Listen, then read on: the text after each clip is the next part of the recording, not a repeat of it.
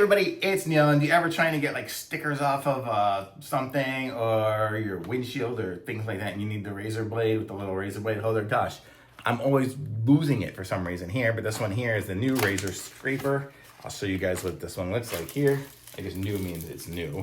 It's not like a new thing. They've been selling these things for years. But I'll show you guys what this one here looks like here. Let's open it up. And we'll give this thing a go. So it comes with the scraper device here. Does it have a...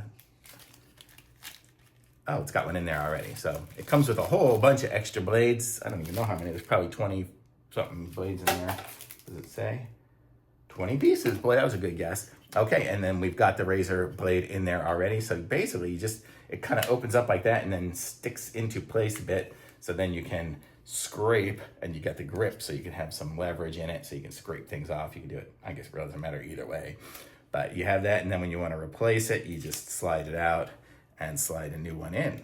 So very cool, and these are nice razor blades that are nice and regular razor blades, so it's good. And then when you're ready to put it away for the day, you can do that. So you're not going to cut yourself while it's in the box or in your tool bag or whatever. So this is great to have. So totally, I recommend it. It's nice, got a nice rubber grip on the side of it. Even got a little hole so I can hang it up on my workbench if I need to.